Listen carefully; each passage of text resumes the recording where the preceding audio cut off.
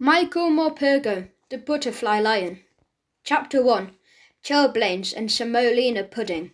Butterflies live only short lives. They flower and flutter for just a few glorious weeks and then they die. To see them, you have to be in the right place at the right time, and that's how it was when I saw the butterfly lion. I happened to be in the right place at just the right time. I didn't dream it. I didn't dream any of it. I saw him, blue and shimmering in the sun. One afternoon in June when I was young, a long time ago, but I don't forget. I mustn't forget. I promised them I wouldn't. I was 10 and away at boarding school in deepest Wiltshire.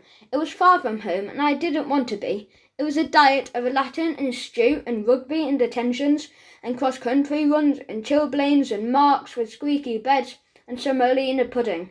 And then there was Basher Beaumont, who terrorised and tormented me so that I lived every waking moment of my life in dread of him. I had often thought of running away, but only once ever plucked up the courage to do it. I was homesick after a letter from my mother. Basher Beaumont had cornered me in the boot room and smeared black shoe polish in my hair. I had done badly in a spelling test, and Mr. Carter had stood me in the corner with a book on my head all the way through the lesson, his favourite torture. I was more miserable than I had ever been before.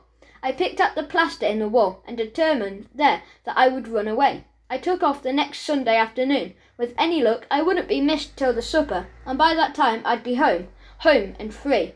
I climbed the fence at the bottom of the school park, behind the trees, where I couldn't be seen. Then I ran for it. I ran as if bloodhounds were after me, not stopping till I was through Innocent Breach and out onto the road beyond. I had my escape all planned. I would walk to the station. It was only 5 miles or so, and catch the train to London. Then I'd take the underground home. I'd just walk in and tell them that I was never ever going back. There wasn't much traffic, but all the same, I turned up the collar of my raincoat so that no one could catch a glimpse of my uniform. It was beginning to rain now, those heavy hard drops that meant there's more of the same on the way. I crossed the road and ran along the wide grass verge under the shelter of the trees. Beyond the grass verge was a high brick wall, much of it covered in ivy. It stretched away into the distance, continuous as far as the eye could see, except for a massive arched gateway at the bend of the road. A great stone lion bestrode the gateway. As I came closer, I could see he was roaring in the rain, his lip curled, his teeth bared. I stopped and stared up at him for a moment.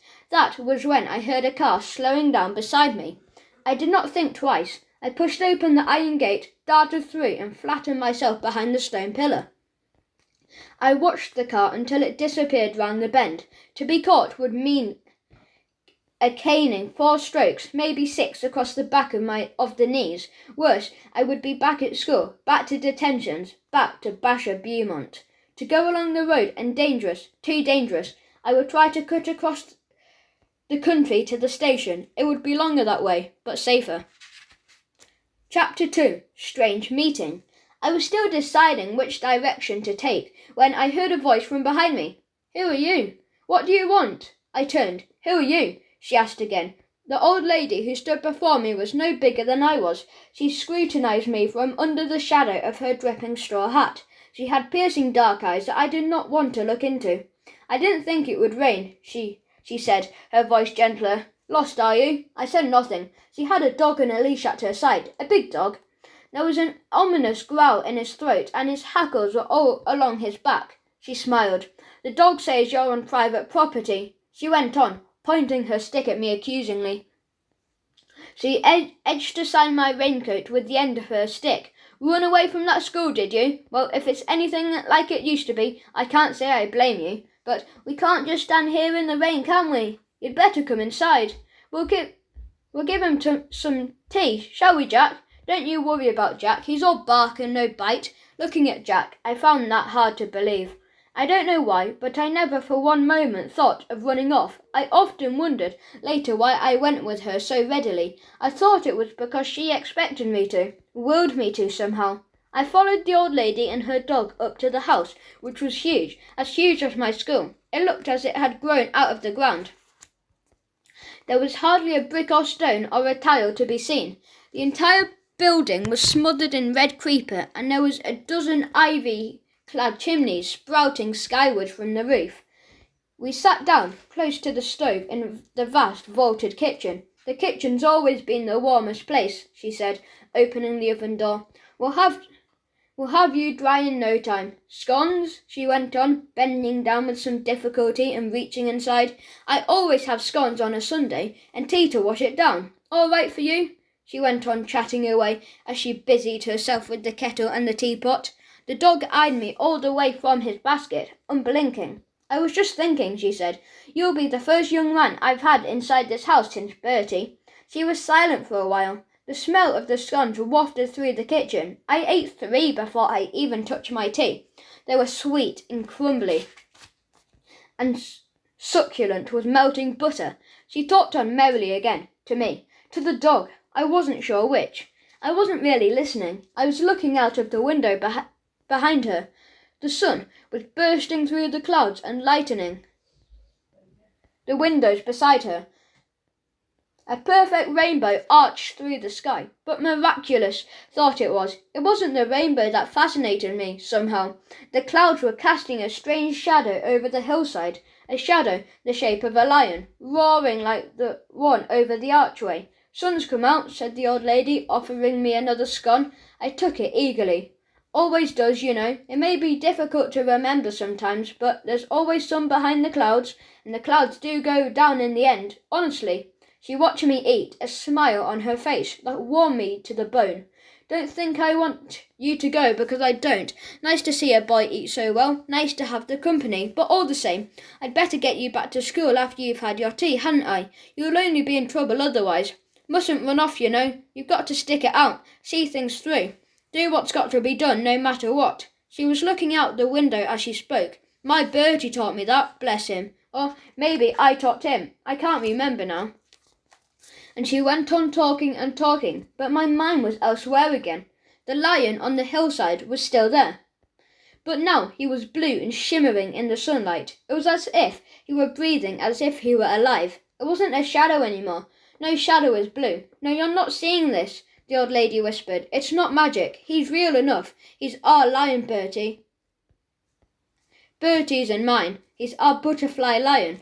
What do you mean? I asked. She looked at me long and hard. I'll tell you if you like, she said. Would you like to know? Would you really like to know? I nodded. Have another scone first and another cup of tea. Then I'll take you to Africa, where our lion came from. Where my Bertie came from. Bit of a story, I can tell you. You've ever been to Africa? No, I replied. Well, you're going, she said. We're both going. Suddenly, I wasn't hungry anymore. All I wanted now was to hear her story.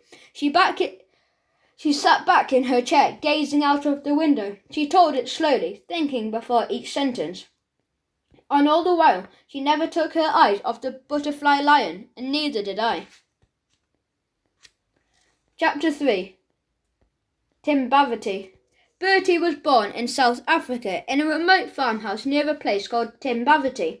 It was shortly after Bertie first started to walk that his mother and father decided a fence must be put around the farmhouse to make a compound where Bertie could play in safely. It wouldn't keep the snakes out, nothing could do that, but at least Bertie would be safe now from the leopards and the lions and the spotted hyenas.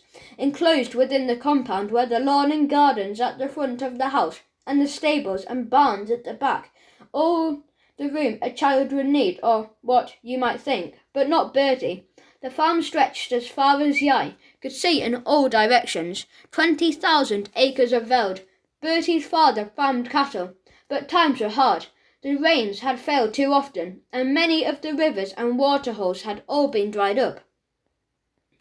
With fewer wild beasts and impala to prey on, the lions and leopards would sneak upon the cattle whenever they could, so Bertie's father was more often than not away from home with his men, guarding the cattle.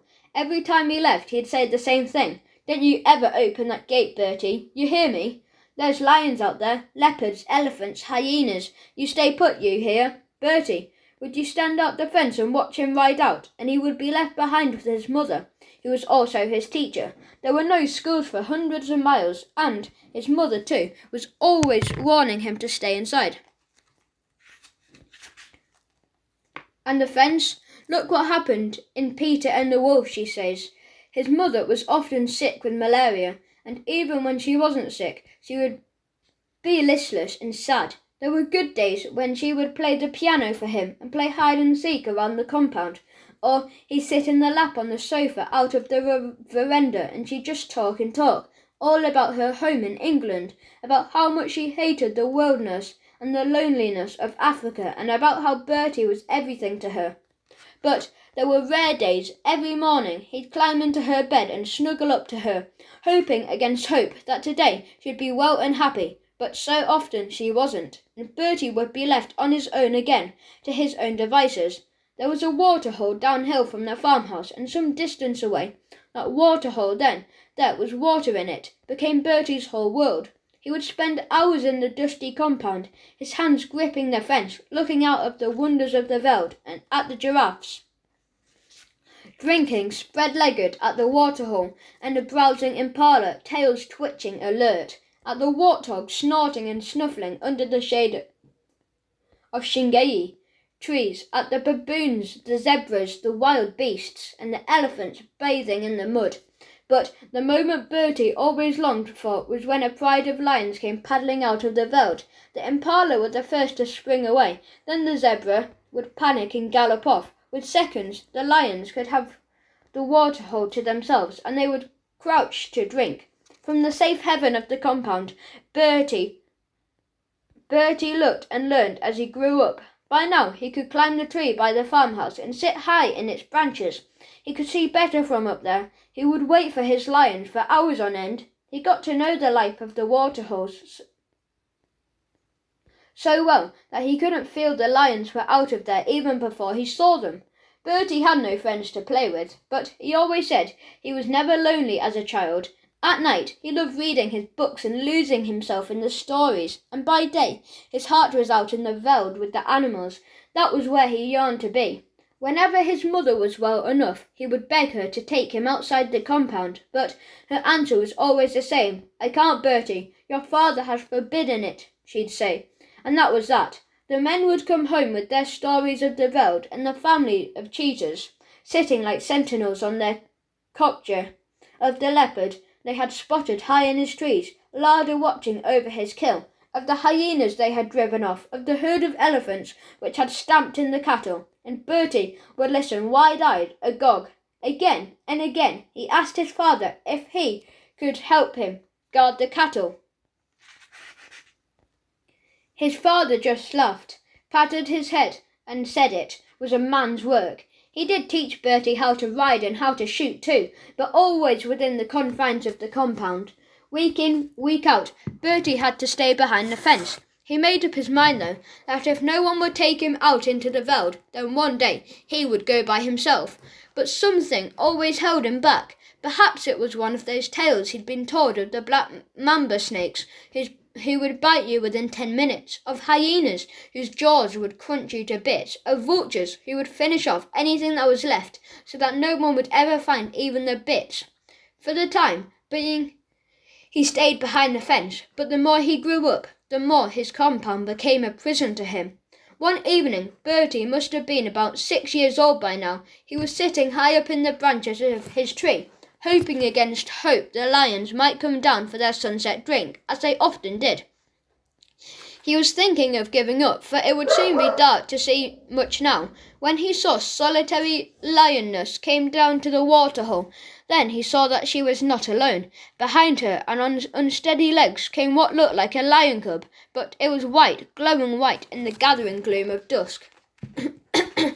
While the lions drank, the cub played at catching her tail, and then when she had her fill, the two of them slipped away into the long grass and were gone. Bertie ran inside, screaming with excitement. He had to tell someone, anyone. He found his father working at his desk. "Impossible," said his father. "You're seeing things that aren't often. You're telling fibs, one of the two." "I saw him, I promise," Bertie insisted, but his father would have none of it and sent him off to his room for arguing. His mother came to see him later. "Anyone can make a mistake, Bertie dear," she said. "It must have been the sunset. It plays tricks with your eyes sometimes. There's no such thing as a white lion." The next evening, Bertie watched again at the fence, but the white lion cub and the lioness did not come, nor did they next evening, nor the next. Bertie began to think he must have been dreaming it. A week or more passed, and there had been only few zebras and wild beasts down at the waterhole. Bertie was already upstairs in his bed when he heard his father riding into the compound, and then the stamp of his heavy boots on the veranda. We got her, he was saying. Huge lioness, massive she was. She's taken half a dozen of my best cattle in the last 2 weeks. Well, she won't be taking any more. Bertie's heart stopped. In that one terrible moment he knew which lioness his father was talking about. There could be no doubt about it. His white lion cub had been orphaned. But what if? Bertie's mother was saying, what if she had young ones to feed? Perhaps they were starving. So, would be better if we let go on. We had to shoot her, his father retorted. Bertie lay there all night listening to the veld, as if every lion in Africa was sounding a lament. He turned his face into his pillow and could think of nothing but the orphan white cub, and he promised himself there and then that if the cub ever came down to the waterhole looking for his dead mother, then he would do what he never dared to do. He would open the gate and go out and bring him home. He would not let him die out there all alone. But no lion cub came to his waterhole. All day, every day, he waited for him to come, but he never came. Chapter 4.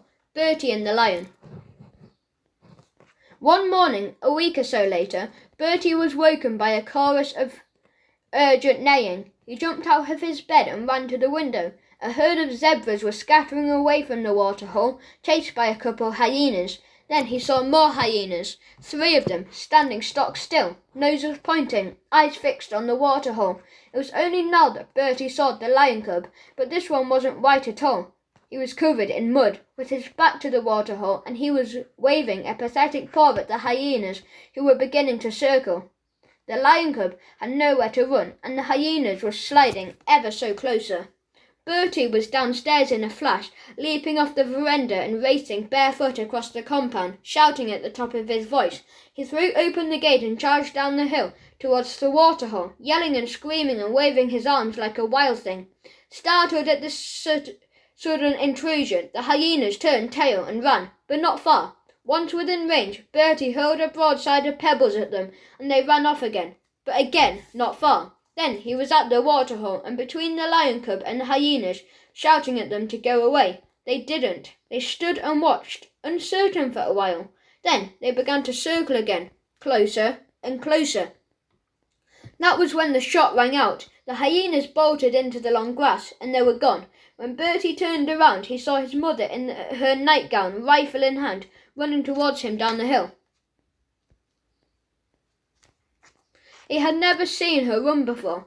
Between them, they gathered up the mud-matted cub and brought him home. He was too weak to struggle, though. He tried. As soon as they had given him some warm milk, they dunked him in the bath to wash him. At first, the mud came off. Bertie saw he was white underneath. "You see," he cried triumphantly. "He is white, he is. I told you, didn't I? He's my white lion." His mother could still not bring herself to believe it. 5 baths later, she had to. They sat him down by the stove in a washing basket and fed him again. All the milk she could drink, and he drank a lot. Then he lay down and slept. He was still asleep when Bertie's father got back at lunchtime. They told him how it had all happened. "Please, father, I want to keep him," Bertie said. "And so do I," said his mother. "We both do." And she spoke as Bertie had never heard her speak before, her voice strong, determined. Bertie's father didn't seem to know quite how to reply. He just said, "We'll talk about it later," and then he walked out. They did talk about it later, when Bertie was supposed to be in bed. He wasn't, though. He heard them arguing. He was outside the sitting room door, watching, listening. His father was pacing up and down. "He'll grow up, you know," he was saying. "You can't keep a grown lion, you know that. And you know, hyenas, we can't just throw him to... And you know we can't just throw him to the hyenas," replied his mother. "He needs us, and maybe we need him. He'll be someone for Bertie to play with for a while." And then she added sadly, "After all, it's not as if he's going to have any brothers and sisters, is it?" At this, Bertie's father went over to her and kissed her gently on the forehead. It was the only time Bertie had ever seen him kiss her. All right then, he said. All right, you can keep your lion. So the white lion cub came to live amongst them in the farmhouse. He slept at the end of Bertie's bed. Whenever Bertie went, the lion cub went too, even to the bathroom, where he would watch Bertie have his bath and lick his legs dry afterwards. They were never apart. It was Bertie who saw to the feeding, milk 4 times a day from one of his father's beer bottles, until later on, when the lion cub lapped from a soup bowl. There was impala meat whenever he wanted, and as he grew fast. He wanted more and more of it. For the first time in his life, Bertie was totally happy. The lion cub was all the brothers and sisters he could ever want, all the friends he could ever need. The two of them would sit side by side on the sofa out of the veranda and watch the great red sun go down over Africa, and Bertie would read him Peter and the Wolf, and at the end he would always promise him that he would never let him go off to a zoo and live behind bars, like the wolf in the story, and the lion cub would look up at Bertie with his trusting amber eyes. "Why don't you give him a name?" his mother asked one day. "Because he doesn't need one," replied Bertie. "He's a lion, not a person. Lions don't need names." Bertie's mother was always wonderfully patient with the lion. No matter how much mess he made, how many cushions he pounced on and ripped, no matter how many crockery he smashed, none of it seemed to upset her. And strangely, she was hardly ever ill these days. There was spring to her step, and her laughter pealed round the house. His father was less happy about it. "Lions," he'd mutter on, "should not live in houses. You should keep him outside in the compound." But they never did. For both mother and son, the lions had brought new life to their days, life and laughter. Chapter 5. Running Free. It was the best year of Bertie's young life when it ended. It ended more painfully than he could ever have imagined. He'd always known that one day, when he was older, he would have to go away to school, but he had thought and hoped it would not be for a long time, yet he'd simply put it out of his mind. His father had just returned home from Johnsonsburg after his yearly business trip. He broke the news at supper that first evening. Bertie knew there was something in the wind. His mother had been sad again in recent days. Not sick, just strangely sad. She wouldn't look him in the eye, and she winced whenever she tried to smile at him. The lion had just lain beside him, his head warm on Bertie's feet, when his father cleared his throat and began. It was going to be a lecture. Bertie had had them before, often enough, about matters, about being truthful, about dangers of leaving the compound. "You'll soon be 8, Bertie," he said, "and your mother and I have been doing some thinking. A boy needs a proper education, a good school. Well, we've found just the right place for you. A school near Salisbury in England. Your Uncle George and Aunt Melanie live nearby and have promised to look after you in the holidays and to visit you from time to time. They'll be father and mother to you for a while. You'll get on with them well enough. I'm sure you will. They are fine, good people. So you'll be off on the ship to England in July. Your mother will accompany you. She will spend the summer with you in Salisbury, and after she has taken you to your school in September, she'll then return here to the farm. It's all arranged." As his heart filled with terrible dread, all Bertie could think of was his white lion. "But the lion!" he cried. "What about the lion?" "I'm afraid there's something else I have to tell you," his father said, looking across at Bertie's mother. He took a deep breath and then told him. He told him he had met a man whilst he was in Johnsonsburg, a Frenchman, a circus owner from France. He was over in Africa looking for lions and elephants to buy from his circus. He liked them young, very young, a year or less, so that he could train them up without too much trouble. Besides, they were easier and cheaper to transport when they were young. He would be coming out to the farm in a few days, time to see the white lion for himself. If he liked what he saw, he would pay good money and take him away. If it was the only time in his life he had ever shouted at his father, "No, no, you can't!" It was rage that wrung the hot tears from him, but they soon gave way to silent tears of sadness and loss. There was no comfort in him, but his mother tried all the same. "We can't keep him forever, Bertie," she said. "We always knew that, didn't we? And you've seen how he stands by the fence gazing out into the veld. You've seen him pacing up and down, but we can't just let him out. He'd be all on his own. No mother to protect him. He couldn't cope. He'd be dead in weeks. You know he would. "But you can't send him to a circus. You can't," said Bertie. "He'll be shut up behind bars, I promise. He never would be. And they'll point at him. They'll laugh at him. He'd rather die. Any animal would." But he knew, as he looked across the table at them, that it was hopeless, that their minds were quite made up. For Bertie, the betrayal was total. That night he made up his mind what had to be done. He waited until he heard his father's deep breathing next door. Then, with his white lion at his heels, he crept into his father's rifle from the rack and stepped out into the night.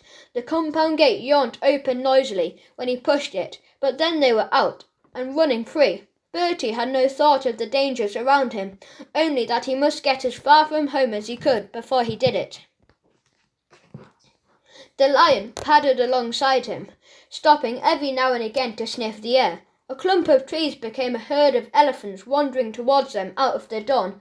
Bertie ran for it. He knew how elephants hated lions. He ran and ran until his legs could run no more. As the sun came up over the veld, he climbed to the top of Coatgee and sat down, his arms round the lion's neck. The time had come. "Be wild now," he whispered. "You're going to be wild. Don't come home. Don't ever come home. They'll put you behind bars. You hear what I'm saying? All my life I'll think of you. I promise I will. I won't ever forget you."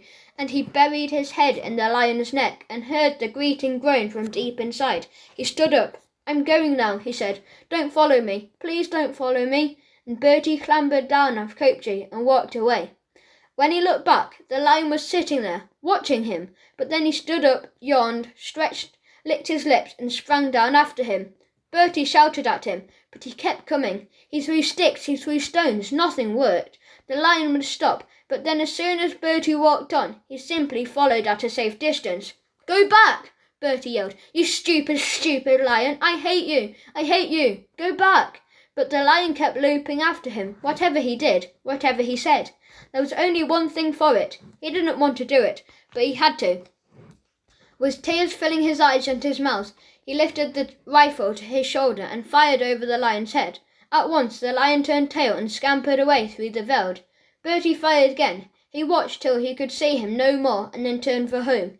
He knew he'd have to face what was coming to him. Maybe his father would strap him. He threatened it often enough, but Bertie didn't mind. His lion would have his chance for freedom. Maybe not much of one. Anything was better than the bars and whips of a circus. Chapter 6. The Frenchman. They were there, waiting on the veranda, his mother in her nightgown, his father in his hat, his horse saddled, ready to come after him. "I've set him free," Bertie cried. "I've set him free, so he won't ever have to live behind bars." He was sent to his room at once, where he threw himself in his bed and buried his face in his pillow. Day after day, his father went out looking for the white lion, but each evening he came back empty-handed and blazing with fury. "What I'll tell the Frenchman when he comes, eh? Do you think for 1 minute of that, Bertie, did you? I should strap you. Any father worth his salt would strap you. But he didn't."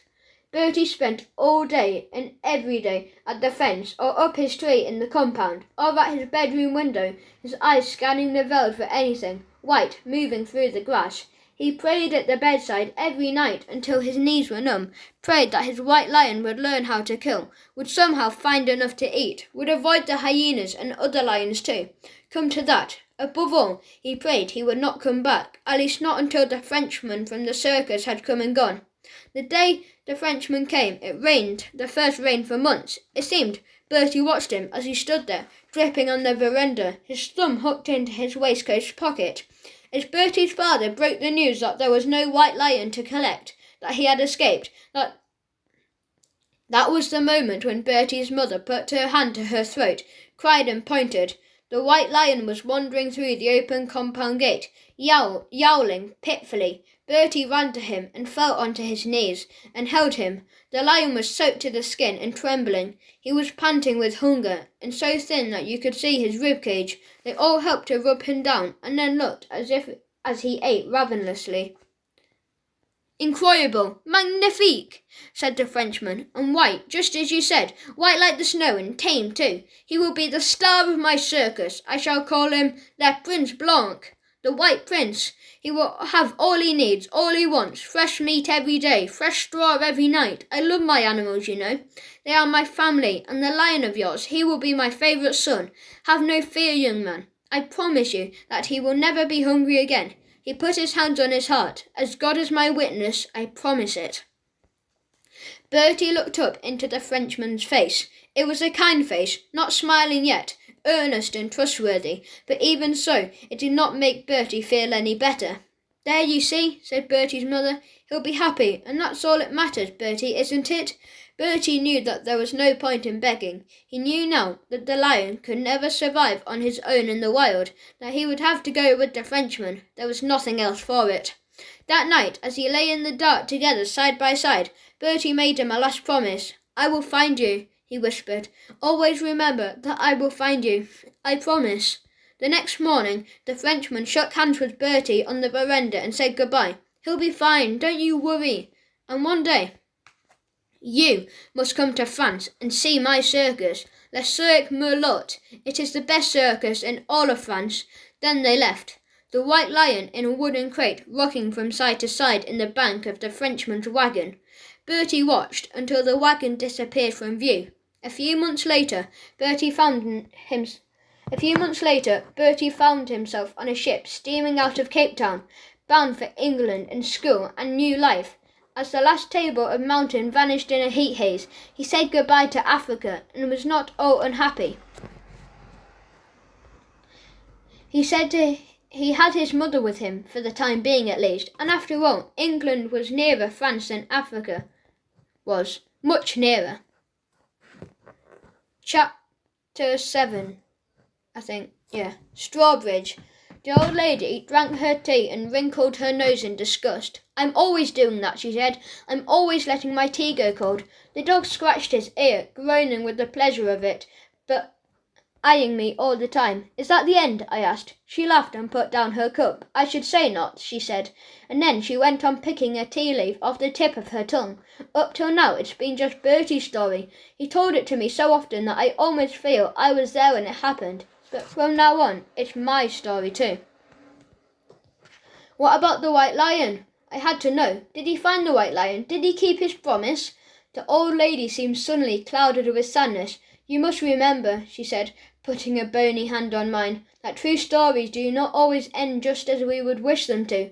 Would you like to hear the truth of what happened, or shall I make something up for you to keep you happy? I want to know what really happened, I replied. Then you shall, she said. She turned from me and looked out the window again at the butterfly lion still blue and shimmering on the hillside. Whilst Bertie was growing up on his farm in Africa with the fence all around, I was growing up here at Strawbridge, in this echoing cold cavern of a house, with its dear part, its high wall all around, and I grew up, for the most part, alone.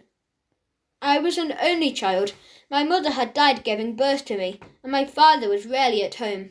Maybe that was why the two of us, Bertie and I, got on so well. From the first moment we met, we had so much in common from the very start. Like Bertie, I scarcely ever left the confines of my house. I had so few friends. I didn't go to school either, not to start with. I had a governess instead, Miss Tulips. Everyone called her No Lips, because she was so thin-lipped and severe. She moved around the house like a cold shadow. She lived on the top floor, like cook and like nanny. Nanny Mason, bless her heart, brought me up and taught me all these do's and don'ts of life, like all good nanny should. But she was more than just a nanny to me. She was mother to me, and a wonderful one too. The best I could have ever had, the best anyone could have ever had.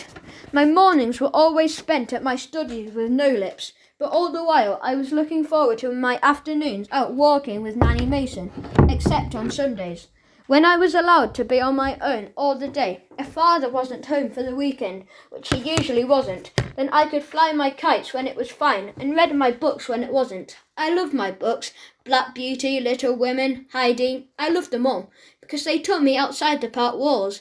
They took me all over the world. I met my best friends I ever had in those books, until I met Bertie, that is. I remember it was just after my 10th birthday. It was Sunday and I was out flying my kites, but there wasn't much wind, and no matter how hard I ran, I just couldn't get even my best box kite to catch the wind and fly. I climbed all the way up Wood Hill, looking for wind, and there at the top I found it at last, enough to send my kite soaring. But then the wind gusted, and my kite swirled away crazily towards the trees. I couldn't haul it in time. It caught on a branch and stuck fast in a high elm tree in amongst the rookery. The rooks flew out, cawing in protest, while I tugged at my line, crying up in fury and frustration. I gave up, sat down and howled. That was when I noticed a boy emerging from the shadow of the trees. "I'll get it down for you," he said, and began to climb the tree, easy as you like. He crawled along the branch, reached out and released my kite. It floated down and landed at my feet. My best kite was torn and battered, but at least I had it back. Then he was down the tree and standing there in front of me. "Who are you? What do you want?" I asked.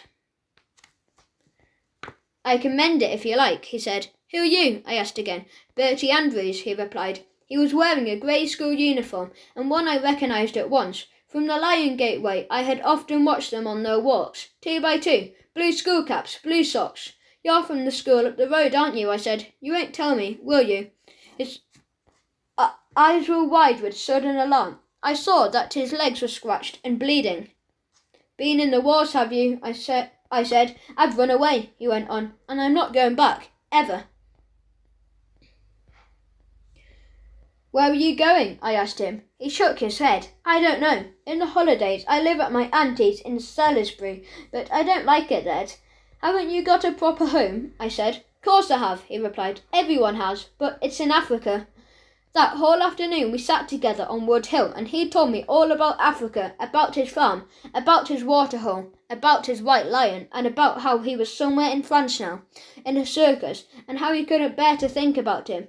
"But I'll find him," he said fiercely. "I'll find him somehow." To be honest, I wasn't sure how much I really believed all this about a white lion. I just didn't think lions could be white. "But the trouble is," he went on, "even when I do find him, I won't be able to take him home to Africa like I always wanted to." "Why not?" I asked. "Because my mother died." He looked down and pulled at the grass beside him. She had malaria, but I think she really died of a broken heart. When he looked up, his eyes were swimming with tears. "You can, you know. Then my father sold the farm and married someone else. I never want to go back. I never want to see him again. Never. I want to say how sorry I was about his mother, but I couldn't find the right words to say it. "You really live here, do you?" he said. "In that big place? It's as big as my school."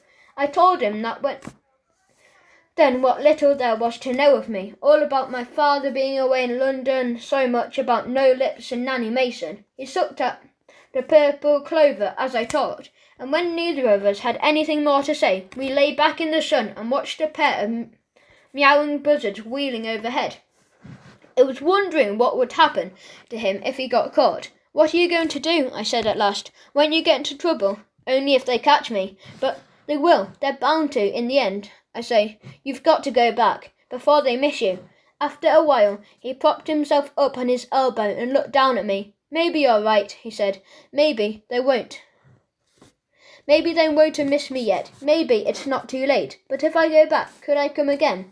I can face it if I can come again. Would you let me? I'll mend your kite, really I will." And he gave me a smile so melting that I couldn't refuse him. So it was arranged. He would meet me under the big white elm tree on Wood Hill every Sunday afternoon at three, or as close to 3 as he could. He would have to come through the woods so that he could never be seen from the house. I knew full well that if No Lips ever found out, there'd be merry hell to pay for both of us, probably. Bertie shrugged and said that if he got caught, all they could do at school was beat him, and that once more wouldn't make much difference anyway, and if they expelled him, well then, that would suit him fine. Chapter 8. And all's well.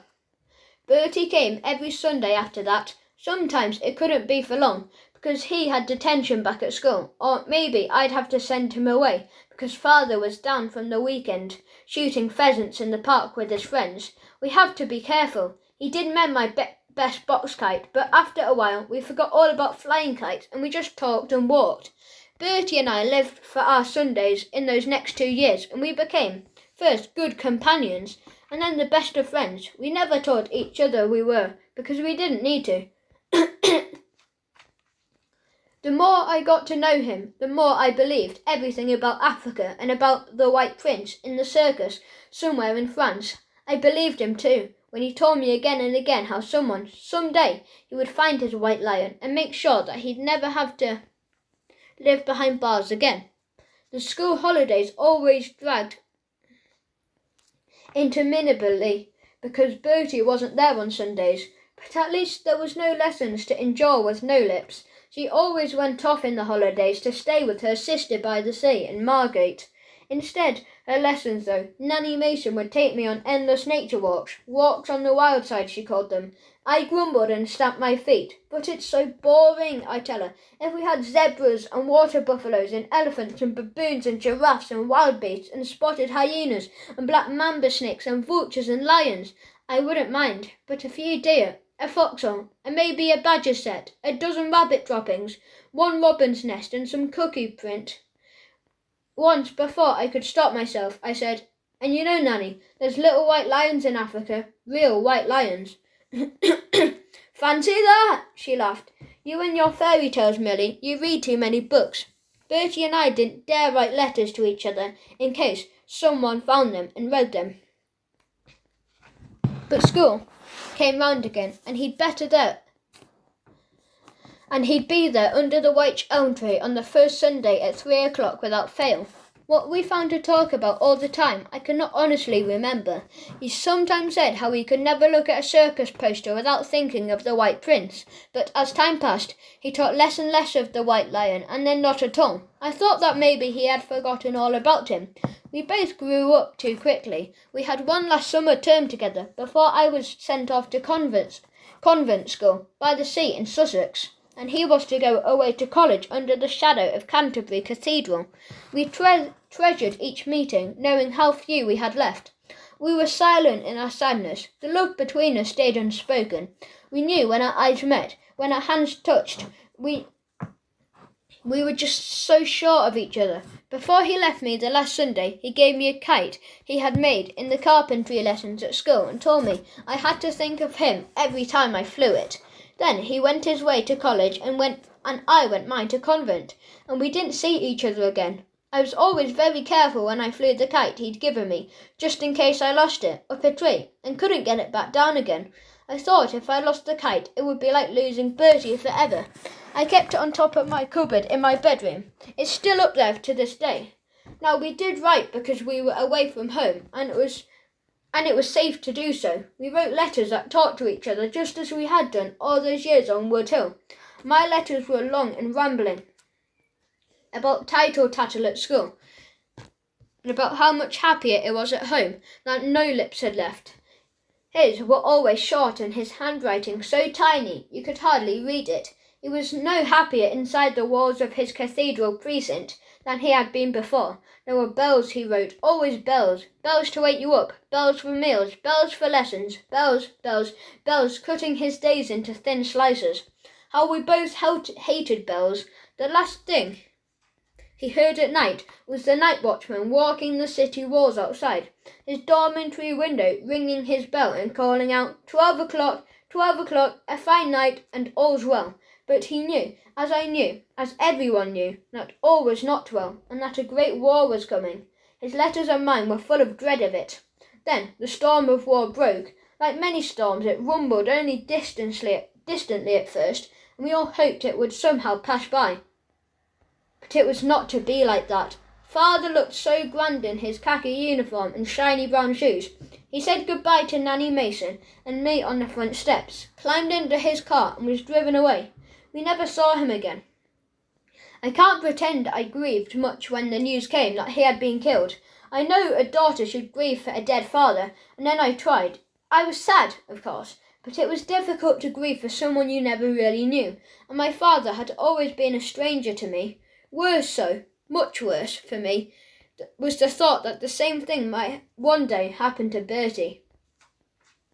I just hoped and prayed that the war would end, and whilst he was still safe at college in Canterbury, Nanny Mason kept saying it would all be over by Christmas, but Christmas came each year and it never was over. I remember Bertie's last letter from college by heart. Dearest Millie, I am old enough now to join up, so I shall. I have had all I can take of fences and walls and bells. I want to fly free, and this seems to be the only way I can do it. Besides, they need men. I can see you smiling at that. All you remember is a boy. I am over 6 foot now, and I shave twice a week. Honestly, I may not write again for some time, but whatever happens, I shall be thinking of you always. Yours, Bertie. And that was the last I was to hear of him, for a while, at least. Chapter 9. A lot of old Codswallop. The dog was whining at the kitchen door. Let Jack out for me, will you? Said the lady. There's a dear. I'll tell you what, I'll fetch down the kite Bertie made for me, shall I? You'd like it, you see, wouldn't you? And she went out. I was only too happy to let the dog out and shut the door on him. She was back sooner than I expected. There, she said, setting the kite down on the table in front of me. What do you think of it then? It was a huge, much bigger than I had expected, and covered in dust. It was made of brown canvas stretched over a wooden frame. All the kites I had seen been more colourful, more flamboyant. I think the disappointment must have shown in my face. She still flies, you know, she said, blowing the dust off. You should see how she goes. You should see her. She sat down in her chair, and I waited for her to begin again. Now then, where was I? She asked. I'm so forgetful these days. Bertie's last letter, I said. He was just going off to war. But what about the White Lion, the White Prince? What happened to him? I could hear the dog barking wildly outside. She smiled at me. Everything comes to he who waits, she said. Why don't you have a look out the window? I looked. The lion was on the hillside, was blue no more, it was white now. And the dog was bounding across the hillside, chasing away a cloud of blue butterflies that rose all around him. He chases everything that moves, she said, but don't worry, he won't catch a single one. He never catches anything. Not that lion, I said. I meant that lion in the story. What happened to him? Don't you see?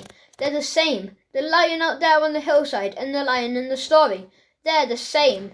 I don't understand. You soon will, she replied. You soon will. She took a deep breath before she began again. For many years, Bertie never spoke about the fighting in the trenches. He always said it was a nightmare, best forgotten, but kept to himself. But later on, when he'd had time to reflect, when time had done its healing perhaps, then he told me somehow how it had been. At 17, he found himself marching with his regiment along the straight roads of northern France up to the front line, heads and hearts high with rope and expectation. Within a few months he was sitting, huddled at the bottom of a muddy trench, hands over his head between his knees, curling himself into himself as tight as he would, go sick with terror, as the shells and bangs blew the world apart around him. Then the whistle would blow, and they'd be out and over the top into no man's land, bayonets fixed and walking towards the German trenches into the restart of the machine gunfire. To the left of him and to the right of him his friend would fall, and he would walk on, waiting for the bullet with his name on, which he knew could cut him down at any moment. At dawn, they always had to come out of their dugout and stand to in the trenches, just in case there was an attack.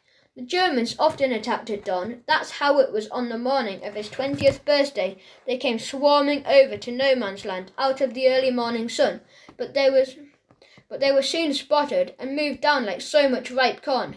Then they were turning and running. The whistle went, and Bertie led his men over the top to counterattack. But as always, the Germans were expecting them, and the usual slaughter began. Bertie was hit in the leg and fell into a shell hole. He thought of waiting there all day and then crawling back under the cover of darkness. But his wound was bleeding badly, and he could not staunch it. He decided he had to try and crawl back to the trenches whilst he still had the strength to do it. Hugging the ground, he was almost at the wire, almost back to safety, when he heard someone crying out in no man's land. It was a cry he could not ignore. He found 2 of his men lying side by side and so badly wounded that they could not move. One of them was already unconscious. He hoisted him onto his shoulders and made for the trenches, the bullets whipping and whining around him. The man was heavy, and Bertie fell several times under his weight, but he got himself to his feet again and staggered on, until they tumbled together down into the trench. The stretcher bearers tried to take Bertie away. He'd bleed to death, they said, but he would not listen. One of his own men was still lying wounded out there in no man's land, and he was going to bring him in, no matter what. Waving his hands above his head, Bertie climbed out of the trench and walked forward. The firing stopped almost at once. He was so weak himself by now that he could scarcely walk, but he managed to reach the wounded man and drag him back. They saw that in the end both sides, German and British, were up on the parapet and cheering him on as he stumbled back towards his lines. Then the other men were running out to help him that he didn't know any more. When he woke up, he found himself in hospital, lying in a bed, with the two friends he had rescued on either side. He was still there for some weeks later, when he was told that he was to be awarded with the Victoria Cross for his bravery under fire. He was the hero of the hour, the pride of his regiment. Afterwards, Bertie always called it to a lot of old codswallop. To be really brave, he said, you have to overcome fear. You have to be frightened, in the first place. And he hadn't been. There wasn't time to be frightened. He did what he did without thinking, just as he had saved the white lion cub all those years before, when he was a boy in Africa. Of course, they made a great fuss of him in hospital, and he loved all that, but his leg did not heal as well as it should have. He was still there in hospital when I found him. It was not entirely by accident that I found him. For over 3 years now there had been no letter, no word from him at all. He had warned me, I know, but the long silence was hard to bear. Every time the postman came, I hoped, and the pang of disappointment was sharper each time there was no letter from him. I told old Nanny Mason, who dried my tears and told me to pray, and that she would too. She was sure that there'd be a letter soon. Without Nanny, I don't know how I would have gone on living. I was so miserable. I had seen the wounded men coming back from France, blinded, gassed, crippled, and always dreaded seeing Bertie's face among them. I had seen the long lists in the newspapers of all the men who had been killed or who were missing. I looked each day for his name and thanked God every time I did not find it. But still he never wrote, and I had to know why. I thought maybe he had been so badly wounded that he could not write, that he was lying in some hospital alone and unloved. So I would become a nurse. I would go to France and heal my comfort as best as I could, and just hope that somehow I might find him. But I soon discovered that amongst so many men in uniform, it would be hopeless to go looking for him. I did not even know his regiment, nor his rank. I had no idea where to begin. I was sent to hospital some 50 miles behind the lines, not too far from Amiens. The hospital was a converted chateau with turrets and great wide staircases and chandeliers in the wards, but it was so cold in winter that many of the men died as much from the cold as from their wounds. We did all we could for them, but we were short of doctors and short of medicines. There were always so many men coming in, and their wounds were terrible, so terrible. Each time we saved one, it was such a joy to us. In the midst of suffering all around us, we needed some joy. Believe me, it was breakfast one morning. It was June of 1918. I was reading a magazine, the Illustrated London News. I remember when I turned the pages and saw a face I knew at once. He was older, thinner in a face, and unsmiling, but I was sure it was Bertie. His eyes were deepest and gentle, just as I remembered them, and then there was his name, Captain Albert Andrews, V.C. There was a whole article underneath about what he had done, and how he was still recovering from his wounds in a hospital that turned out to be a little more than 10 miles away. Wild horses would not have kept me from him. The next Sunday I cycled over. He was sleeping when I saw him, first propped up on his pillows, one hand behind his head. "Hello," I said. He opened his eyes and frowned at me. It was a moment or two before he knew me. "Been in the wars, have you?" I said. "Something like that," he replied. Chapter 10. The White Prince. They said I could take him out in his wheelchair every Sunday, so long as I didn't tire him.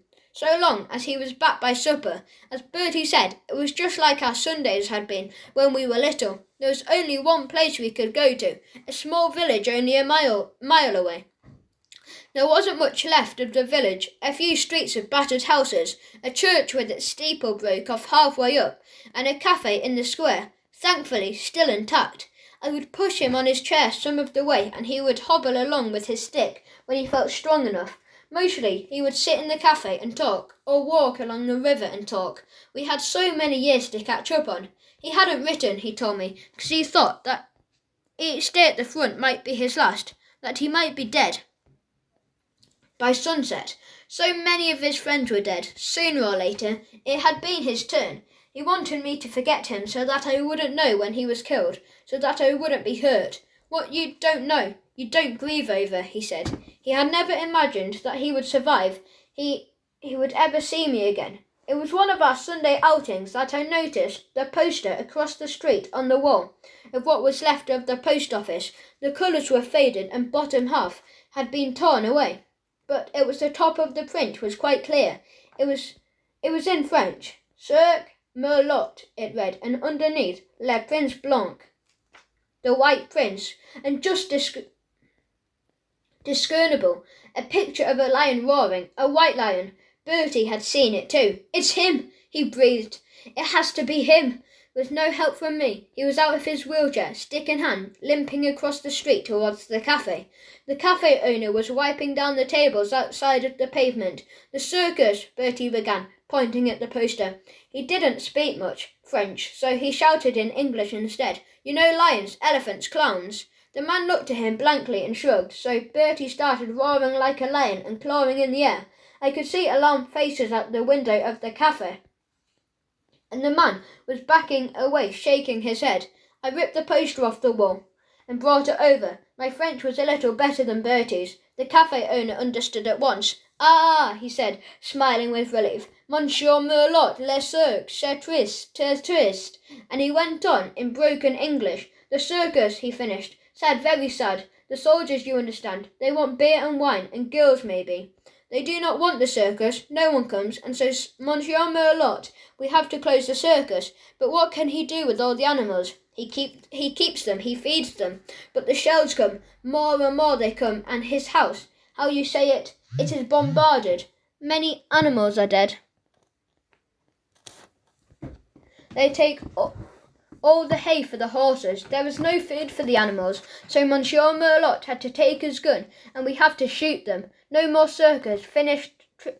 All of them, cried Bertie. He shot them all. No, said the man. Not all. He kept the White Prince. He could not shoot the White Prince. Never. Monsieur Merlot, he bring him from Africa many years ago. Most famous lion in all of France. He loved this lion like a son. That lion, he makes Monsieur Merlot a rich man. But he is not rich no more. He lose everything. Now he has nothing. The White Prince, it is true. I think they died together.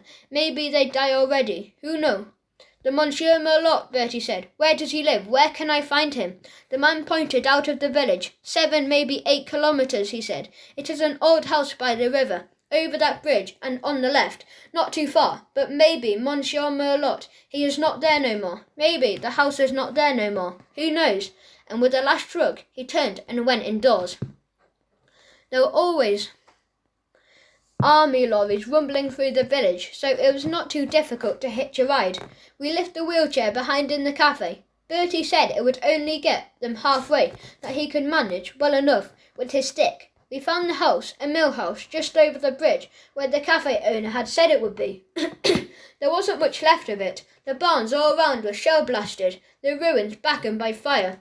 Only the main house still had a roof, but it had not gone unscathed.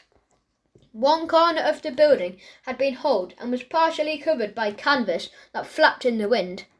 There was no sign of life. Bertie knocked on the door several times, but there was no answer. The place frightened me. I wanted to leave at once, but Bertie would not hear of it. He pushed gently on the door. It opened. Everything was dark inside. I did not want to go in, but Bertie took me firmly by the hand. He's in here, he whispered. I can smell him. And it was true. There was a smell in the air, pungent and rank, and to me quite unfamiliar. Qui est là? Said a voice from the darkness of the room. Que vous voulez?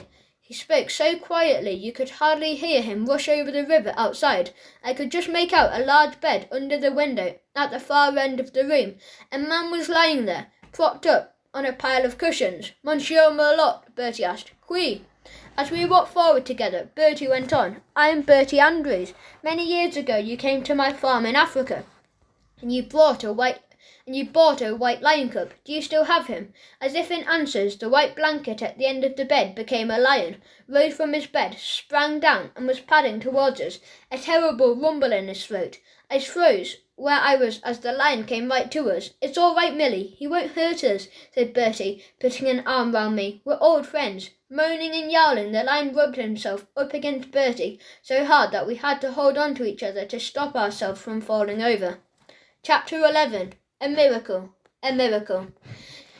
The lion eyed Bertie for a few moments. The yowling stopped, and he began to grunt and groan with pleasure, as Bertie soothed his name and scratched him between the eyes. Remember me, he said to the lion. Remember Africa? You are the one. I am not dreaming this, said Monsieur Merlot. You are the boy in Africa, the one who tried to set him free. I've grown a bit, said Bertie, but it's me. Bertie and Monsieur Merlot shook hands warmly, while the lion turned his attention to me, licking my hand with his rough, warm tongue. I just gritted my teeth and hoped he wouldn't eat it. I did all I could, Monsieur Merlot said, shaking his head.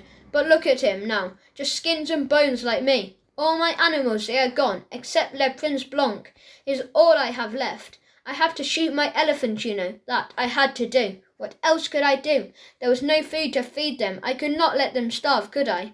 Bertie sat down on the bed, put his arms around the lion's neck, and buried his head in his mane. The lion rubbed up against him, but he kept looking at me. I kept my distance, I can tell you. I just could not get it out of my head that lions do eat people, particularly if they are hungry lions, and this lion was very hungry indeed. You could see his ribs and his hip bones too. Don't worry, monsieur, said Bertie. I will find you food. I will find food enough for both of you, I promise. The driver of the ambulance waved down thought at first. He was just giving a nurse a lift back to the village. He was, as you can imagine, a little more reluctant when he saw the young man, and then Bertie, and still more when he saw a huge white lion. The driver swallowed a lot, said nothing all the way, and just nodded when Bertie asked him to let us out in the village square, and so there were half an hour or so later, the four of us sitting outside the cafe in the sun, the lion at our feet, gnawing a huge bone that the butcher was only too pleased to sell us. Monsieur Merlot ate a plate of fried potatoes in complete silence and washed it down with a bottle of red wine. Around us gathered an astonished crowd of villagers, of French soldiers, of British soldiers, at a safe distance. All the while, Bertie scratched the lion's head right between his eyes. He always liked a good scratch. Just there, Bertie said, smiling at me. I told you I would find him, didn't I? He went on. I was never sure you really believed me. Well, I did, I replied, and then I added, after a while anyway. It was the truth, I suppose, that may explain. I took all what happened that morning so much in my stride. It was amazing, surreal almost, but it was no surprise. A prophecy almost, because it was a prophecy came true, like a wish came true, and this was both. Never entirely surprising. As we sat there outside the cafe sipping our wine, the three of us decided what should be done about it. The White Prince, Monsieur Merlot, kept crying and saying it was all un miracle, and then he would wipe the tears from his eyes again and drink down another glass of wine. He liked his wine. The whole plan was entirely Bertie's idea, to be honest. I didn't see how it could be possibly done. I should have known better. I should have known that once Bertie had set his heart on something, he would see it through. As we walked the lion down the village street, Bertie leaning on the lion, me pushing Monsieur Merlot in his wheelchair, the crowd parted in front of us and backed away. Then they began to follow us, at a street distance, of course, up the road towards Bertie's hospital. Someone must have gone ahead to warn them, because we could now see a huddle of doctors and nurses gathered on the front steps, and there were people peering out of every window. As we came up to the hospital, an officer stepped forward. A A colonel, it was. Bertie saluted. Sir, he began, Monsieur Merlot here is a very old friend of mine. He will need a bed in the hospital. He's in need of rest, sir, and a lot of food. The same goes for the lion. So I wondered, sir, if you'd mind if we used the walled garden behind the hospital. There's a shed in there where the lion could sleep. He'd be quite safe, and so would we. I know him. He doesn't eat people. Monsieur Merlot here has said that if I can feed the lion and take care of them, I can take him back to England with me. The brass cheek of it, the colonel spluttered as he came down the steps. Who the devil do you think you are anyway? He said, and that was when he recognised Bertie. You're the fellow who won the VC, aren't you? He said suddenly, a lot more polite. Andrews, isn't it? Yes, sir, and I want to take the lion back to England when I go. We've got somewhere in mind for him to live. And he turned to me. Haven't we? He said. Yes, I said. It wasn't all easy persuading the colonel to agree. He began to soften, only when he told him that if we didn't look after the white lion, no one else would, and then he would have to be taken away and shot. A lion, the symbol of Britain, shot. Not all the good for a moral. Bertie argued, and the colonel listened. It wasn't any easier persuading the powers that would be in England to allow the lion to come back home when the war was over, but somehow Bertie managed it. He just wouldn't take no for an answer. Bertie always said afterwards that it was the medal that did it, that without the prestige of Victoria Cross behind him, he'd never have got away with it. The White Prince would never have come home. When we docked at Dover, the band was playing and the bunting was out, and there were photographs and newspaper reports everywhere. The White Prince walked off the ship as Bertie sighed to a hero's welcome. The British Lion comes home, roared the newspapers the next day. So when we came back here to Strawbridge, Bertie, the White Prince, and me, I married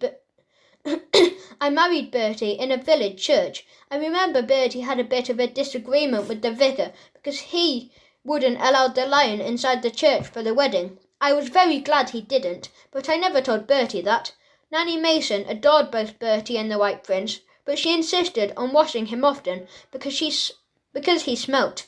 The lion, not Bertie. Nanny Mason stayed on with the three of us, her 3 children she called us, until she retired to the seaside in Devon. Chapter 12.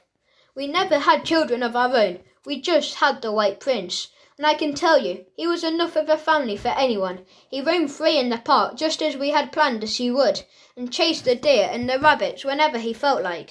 But he never did learn how to kill for himself. You can't teach old lions new tricks. He lived well, on venison mostly, and slept on a sofa on the landing. I wouldn't have him inside our bedroom, no matter how often Bertie asked. You have to draw the line somewhere.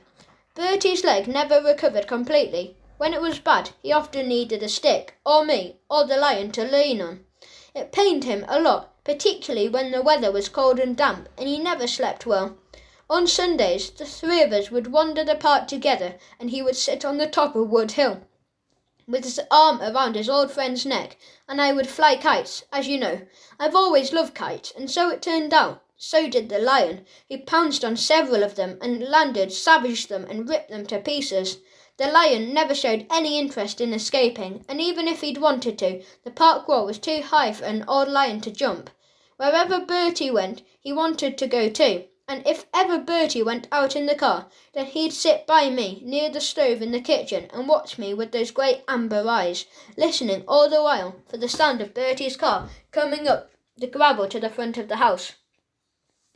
The old lion lived on into a ripe old age, but he became stiff in his legs, and he could see very little towards the end. He spent his last days stretched out asleep at Bertie's feet, right where you're sitting now. When he died, we buried him at the bottom of the hill out there. Bertie wanted it that way, so he could always see the spot from the kitchen window. I suggested we planted a tree in case we forgot where he was. I'll never forget, he said fiercely. Never, and besides, he deserves a lot more than a tree. Bertie grieved on for weeks, months, after the lion died. There was nothing I could do to cheer him or even console him. He would sit for hours in his room or go off on long walks all on his own. He seemed so shut away inside himself, so distant, Try as I did, could not reach him. Then one day I was in the kitchen here when I saw him hurrying down the hill, waving his stick and shouting for me. "I've got it," he cried as he came. "I've got it at last." He showed me at the end of his stick. It was white. "See that, Milly? Chalk. It's chalk underneath, isn't it?" "So," I said, "you know the famous white horse on the hillside at Uffington? The one they carved out of chalk 1,000 years ago. The horse never died, did it? It's still alive, isn't it? Well, that's what we're going to do, so he'll never be forgotten. We'll carve the White Prince out on the hillside, and he'll be there forever, and he'll be white forever too." "I'll take a bit of my time, won't it?" I said. "We've got plenty, haven't we?" He replied with the same smile he had smiled at me when he was 10 years old, asking me if he could come back and mend my kite. It took the next 20 years to do it. Every spare hour we had, we were up there scraping away with spades and trowels, and we had buckets and wheelbarrows to carry the turf and the earth. It was hard, back-breaking work, but it was labour of love. We did it, Bertie and I. We did it together, paws, claws, tail, mane, until the whole and perfect in every detail. It was just after we'd finished that the butterflies first came. We noticed that when the sun came after in the rain, the summer, the butterflies, Adonis blues they are. I looked them up. Come out to drink on the chalk face. Then the White Prince became a butterfly lion and breathes again like a living creature. So now you know how Bertie's white lion became the White Prince and how the White Prince became our butterfly lion. Chapter 13. And the lion shall lie down with the lamb. The old lady turned to me and smiled. "There," she said, "that's my story. And what about Bertie?" I knew, as I asked, that I shouldn't have, but I had to know. "He's dead, dear," the old lady replied. "It's what happens when you get old. It's nothing to worry about. It's lonely, though. That's why I've got Jack. Bertie, like his lion, lived on to good age. He's buried out there under the hill beside the White Prince." She looked back at the hill for a moment. "And that's where I belong too," she said. She tapped the table with her fingers. "Come on, time to go. Back to school with you, before they miss you, and get yourself into trouble. We wouldn't want that, would we?" She laughed. "Do you know, that's just what I told Bertie all those years ago when he ran away from school. You remember?" She was on her feet now. "Come on, I'll drive you. And don't look so worried. I'll make sure no one sees you. It'll be like you've never been gone." "Can I come again?" I asked. "Course you can," she said. "I may not always be easy to find, but I'll be here. I'll just tidy away the tea things, and then we'll go, shall we?" It was a very old-fashioned car, black and upright and dignified with a leathery smell and a whiny engine. She dropped me at the bottom of the school park by the fence. "Sure, take care, dear," she said, "and be sure to come again soon, won't you? I'll be expecting you." "I will," I replied. I climbed the fence before I turned in to wave, but by the time the car had gone, to my huge relief, no one had missed me, and best of all, Basher Beaumont was in the sick room. He'd gone down with measles. I just hoped his measles would last a long time, a very long time.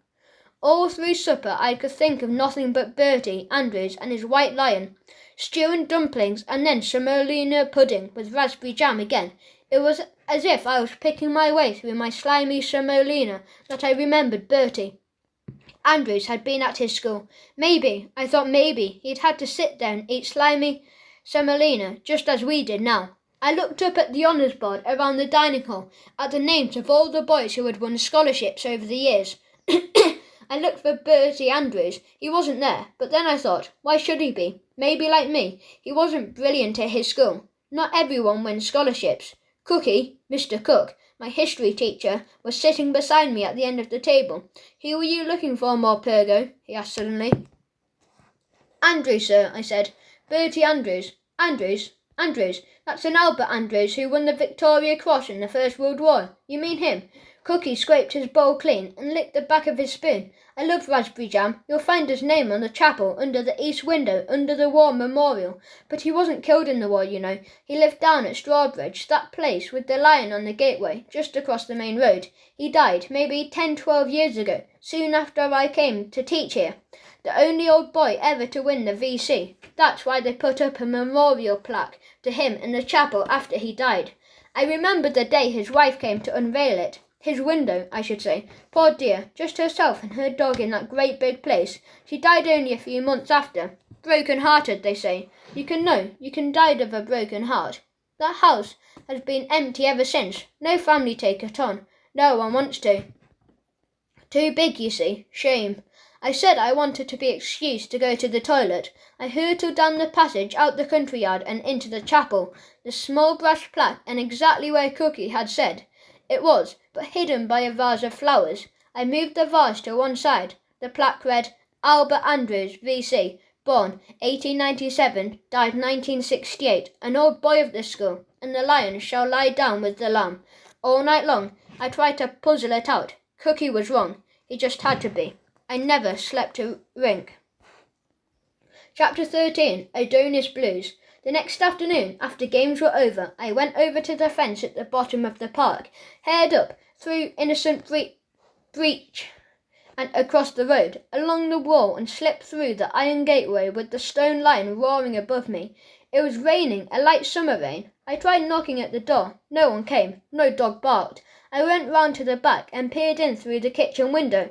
The box coat was still there on the kitchen table, but there was no sign of the old lady anywhere. I rattled the kitchen door and knocked louder. Again and again I called out, Hello! Hello!